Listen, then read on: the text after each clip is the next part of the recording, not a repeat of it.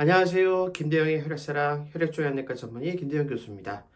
오늘 이 시간에는 우리 항암 치료 받으시는 암 환자 환우분들께서 사실 식사를 잘 못하셨을 때 이제 찾게 되는 게 링겔과 영양제인데 과연 이것을 어떠한 효과가 있고 어떠한 종류가 있고 또 여러분들께서 이걸 맞는 게 정말로 도움이 될지 어떻게 맞으면 좋을지에 대해서 한번 설명을 드려보겠습니다. 자, 사실 항암 치료하시는 기간 동안에 굉장히 여러 가지 이유 때문에 식사를 잘 못하시는 경우가 많아요. 아까 말씀드렸던 앞서 말씀드렸던 동영상에서도 제가 말씀을 드렸지만은 일단은 메스꺼워서 못 먹게 되고요. 그다음에 진짜로 입맛이 없어서 식욕이 떨어져서 못 먹는 경우도 있습니다. 그다음에 세 번째는 탈수가 심해지는 경우가 있는데 이거는 이제 암 환자 중에서 이제 복수가 차는 종류의 암, 그리고 항암 치료하면서 생기는 여러 가지 설사 같은 이유 때문에 탈수가 생기는 경우가 있겠죠. 그 다음에 네 번째는 치료적인 목적으로 이제 금식을 하는 경우가 있습니다. 예를 들면은 먹어서 안 되는 그런 분들, 장이 암세포에 의해서 막혔다든지 아니면은 장 자체가 이제 이 배 안에 있는 암성 복수라는 거에 의해서 일종의 장이 움직이지 않게 하는 장마비가 생겼다든지 이러한 이유가 있을 때에 이제 치료적으로 금식을 하는 경우가 있어요.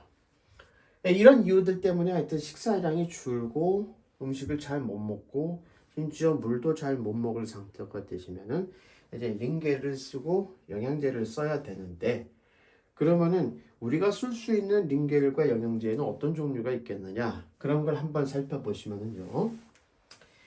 일단은 흔히 가장 많이 쓰시는 것 중에 하나가 이 포도당입니다. 포도당.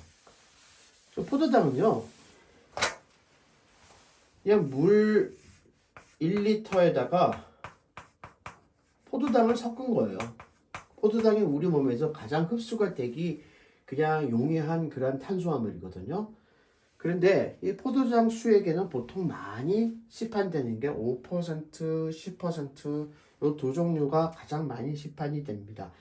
이 퍼센트라는 개념은 물 1리터에서 포도당이 요 정도가 들어있다는 겁니다. 따라서 포도당 수액이 만약에 5%짜리다 그 얘기는 1리터에 5%니까 포도당이 50g이 들어가 있는 거예요. 만약에 10%다 그러면은 그거는 포도당이 100g이 들어가 있는 거예요. 자, 그러면 이게 영양학적으로는 어떻게 되느냐? 포도당은 이제 탄수화물이기 때문에 보통 1g당 4kcal가 이제 해당이 되거든요. 그러면은 이게 50g이면은 200kcal 정도가 이제 영양으로 되는 거고요. 요거는 한 400kcal 정도가 되겠네요. 여러분이 감이 잘 안 오셔서 설명을 다시 한번 드리자면은 보통 성인 남자가 하루에 그냥 무리하지 않고 먹는 그런 그 칼로리가 보통 한 2000에서 3000kcal 정도를 먹습니다. 그래서 끼니로 따진다면은 700에서 1000kcal 정도를 한 끼에 먹는 게 되는 거예요. 포도당을 만약에 200kg짜리를 내가 하루 종일 걸쳐서 하나를 맞았다.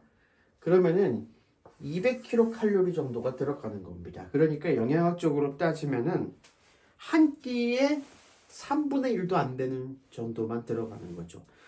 보통은 하루에 1리터 맞는 게 아니라 2리터를 맞거든요. 만약에 2리터를 맞은 것도 계산을 해볼게요. 2리터를 맞게 되면은 400kcal가 들어갑니다. 이거는 800kcal가 들어갑니다. 자, 그러면 1리터가 아닌 2리터를 맞았다고 하더라도 5%를 맞으면 400kcal면은 한 끼에 반도 안 되는. 만약에 10%로 맞았을 경우에야 기껏해야 한 끼 정도의 칼로리가 들어가는 거예요. 사실 이거를 가지고 하루에 필요한 칼로리를 전부 다 보충하는 것은 불가능합니다. 단지 왜 이거를 우리가 기본 수액으로 사용을 하냐면은 우리가 보통 하루 종일 아무것도 먹지 않았을 때에 우리 몸에서 필요한 수분의 양은 약 1.5리터에서 수분 손실이 많은 경우에는 2리터 정도가 필요하거든요. 그래서 기본적으로 물은 이 정도를 공급해 준다는 계산하에 하루에 2리터의 수액이 들어가면은 거기에 칼로리로 따지면은 400kcal가 들어가면은 요 정도가 들어가면은 최소한의 근육 손실을 막는 정도만 우리가 에너지를 공급을 하는 겁니다. 따라서 이거를 맞은 상태에서 가만히 누워 계시면은 전혀 아무런 활동을 하지 않으면은 근육 손실은 막을 수가 있어요. 하지만 사람이라는 게 어디 그렇습니까? 돌아다녀야 되죠? 화장실에도 가셔야죠? 그리고 이 뇌라는 거는 항상 활동을 하고 있거든요. 잠자고 있을 때도 활동을 합니다.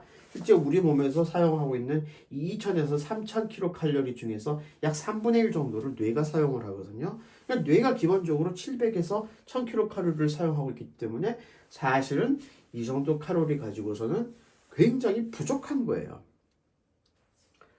따라서 이러한 포도당 수액은 장기간 영양 공급을 하는 데 있어서는 굉장히 부적절합니다. 장기간 동안 계속 이걸로 공급을 하다 보면은 환자가 거의 계속 몸에서 체중이 빠지면서 나중에는 정상적인 기능을 할 수가 없게 돼요. 그래서 포도당 수액은 단기간 이렇게 금식을 해야 되는 경우라든지 일시적으로 너무 탈수가 심해서 수액 보충을 해야 되겠다 하는 분들에게 있어서 이런 수분 공급을 목적으로 할 때 사용하는 거죠.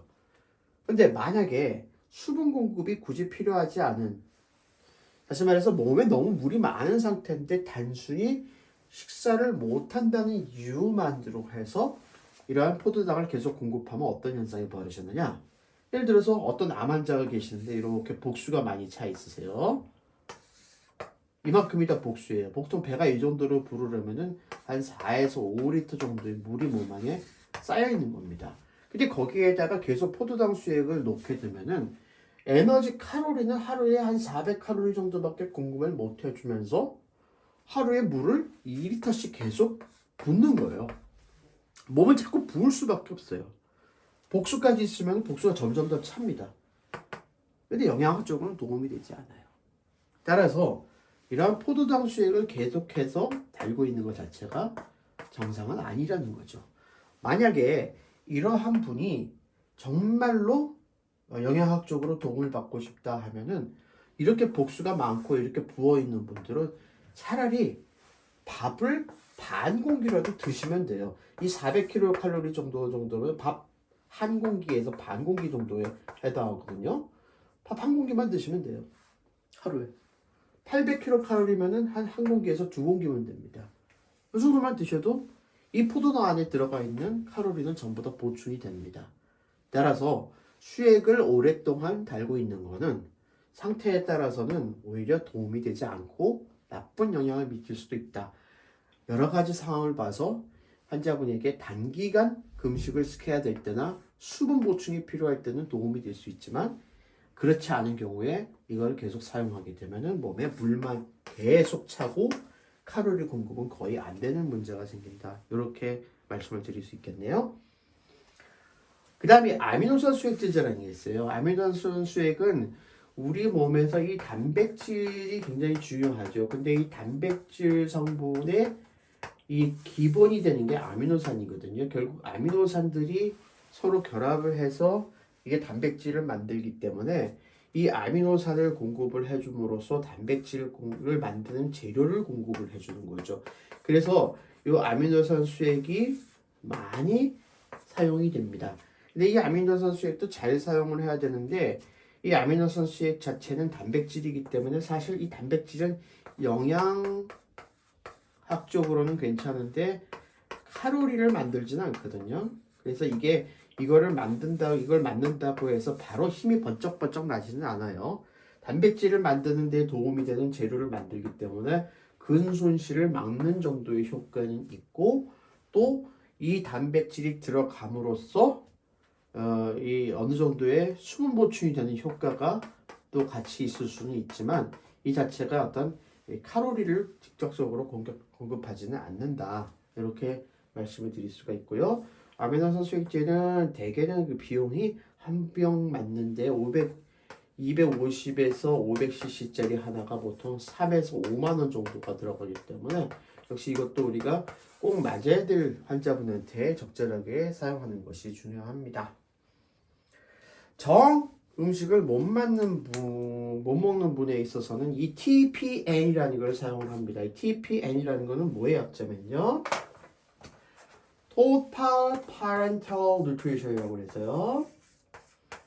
총 모든 것을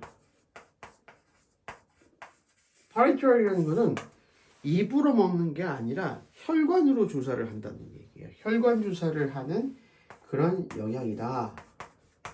그래서 보통 우리가 약자로 TPN 그렇게 얘기를 줄이는데 일반인들이 이해하시기에는 이렇게 큰 봉지에 칸이 쳐져 있는 경우도 있고 안 쳐져 있는 경우도 있어요. 그래서 이 전체가 하얀색으로 되어 있는 이유가 굉장히 많습니다. 그래서 보통 우유수액 이렇게 얘기를 하는데 TPN 중에서는 우유색이 아닌 경우도 있어요. 우유색이냐 아니냐는 이게 지방질을 함유하고 있느냐 아니냐에 따라서 달라집니다. 그래서 이 TPN이라는 거는 하루에 필요한 모든 칼로리를 탄수화물, 단백질, 지방 세 가지 성분으로 이제 나누어서 칼로리 비율을 맞춰서 이렇게 조제해 놓은 거고요. 요거를 주사로 맞을 수 있게끔 성분을 만든 다음에 실제로 투여할 때는 요 세 가지를 합쳐서 주사로 투여를 하게 되어 있습니다. 이 TPN은 사실은 장기간 식사를 못 하시는 분들에게는 충분히 사용할 수 있는 그런 성분이에요. TPN 제제가 여러 종류가 있지만은 일반적인 TPN 제제는 보통 1cc당 1kcal의 영향을 가지고 있습니다. 물론 이제 1cc당 2kcal를 가지는 그러한 TPN도 있긴 합니다. 그러면은 1cc당 1kcal를 가지고 있다라고 생각을 하면은 만약에 TPN을 내가 하루에 1리터짜리를 맞는다 그러면은 1000kcal를 섭취할 수 있는 거고요. 만약에 2리터짜리를 맞는다 그러면은 2000kcal를 섭취하는 겁니다. 그러면 2리터짜리를 맞으면은 대략적으로 성인 남자의 하루 기본적인 칼로리는 맞출 수가 있어요. 따라서 TPN을 맞게 되면은 음식을 전혀 먹지 않고서도 기본적으로 어느 정도의 영양은 섭취가 가능합니다. 그리고 정 음식을 못 먹긴 하지만은 그래도 어느 정도는 조금씩은 먹을 수 있는 분들은 이 TPN의 양을 조금 조절을 하면 되겠죠. 예를 들면은 1리터짜리를 사용해서 1000kcal는 주사로 주면서 나머지 1000kcal는 식사로 입으로 영양을 공급하는 방식으로 조절을 할 수도 있어요. 이제 TPN은 여러 가지 문제점이 있습니다. 첫째는 이제 TPN이 주입을 하게 되는 것이 되게 혈관으로 주입을 하게 되는데 이 TPN을 혈관으로 주입을 할 때도 중심정맥으로 주입하는 방법과 말초혈관으로 주입하는 방법 두 가지가 있거든요. 중심정맥을 주입하기 위해서는 되게 이러한 큰 정맥에다가 바깥에서 관을 뚫어서 혈관을 찾아야 되고요. 말초혈관을 찾는 경우도 대개는 말초혈관, 이게 팔다리에 있는 혈관을 갖다가 찾아서 주사를 놓으면요. TPN 제제들이 일반적인 수액에 비해서는 농도가 훨씬 짙기 때문에 이게 들어가면서 혈관 주변에 염증이 굉장히 많이 생깁니다. 그래서 TPN을 며칠만 맞으면은 대개는 팔이나 다리에 있는 혈관들이 다 염증이 생겨서 통증이 생기는 경우가 많아요. 또 이러한 주변에 균이 들어가서 염증이 생길 수도 있고요. 그래서 장기간 사용하려면 사실은 중심정맥간을 쓰는 게 맞는데 중심정맥간을 쓸 경우에는 역시 중심정맥간은 우리 몸에 있는 중요한 혈관들이랑 가까이 있기 때문에 균이 들어가서 폐혈증을 일으킬 위험성이 또 높아지게 되죠. 따라서 이런 TPN도 결국은 이것만으로 연명을 하는 게 아니라 이것도 단기적으로 사용을 하실 목적으로 써야지 근본적으로는 우리가 식사를 하게끔 유도를 해야 돼요. 근데 이제 TPN의 하나의 단점은 뭐냐면은 이 TPN을 오랫동안 달고 계시면은 몸에서 이러한 칼로리를 주사로 공급하는 데 익숙해지면서 나중에는 입맛 자체가 떨어져 버리게 됩니다. 즉 TPN을 2000kcal를 주입을 하게 되면은 그만큼 식욕 자체도 확 떨어지게 돼요. 그래서 TPN을 사용을 해야 될 그런 이유가 없어졌을 때에는 TPN을 끊거나 천천히 줄이고 식사를 하시게끔 유도하는 것이 굉장히 중요합니다. 안 그러면 환자분이 계속 TPN에 의존을 해서 식사를 하고자 하는 욕구 자체가 없어져 버려요. 그래서 우리가 흔히 병원에서 링겔 맞는 그 자체는 여러 가지 이유 때문에 링겔을 맞지만은 이러한 세 가지 링겔 중에서 어떠한 거를 선택을 해야 되냐는 의사가 전반적으로 결정을 할 문제이기도 하고 여러분들께 말씀드리고 싶은 것은 링겔이 만능은 아니다. 수액을 맞는다고 해서 그게 무슨 대단한 역할이나 큰 힘을 여러분한테 주는 건 아니다. 이거는 어디까지 여러분들이 탈수에서 어느 정도 회복을 하게 만들어 드리고 이러한 포도당 수액을 단기간 맞는으로써 근육량이 줄어들지 않게 하는 정도의 역할이 있을 뿐이지 이거 자체가 영양학적으로는 크게 도움이 안 된다. 오히려 포도당 수액을 한 병 맞으실 바에는 밥을 한 공기 드시는 게 훨씬 더 낫다. 이렇게 말씀을 드리고 싶네요.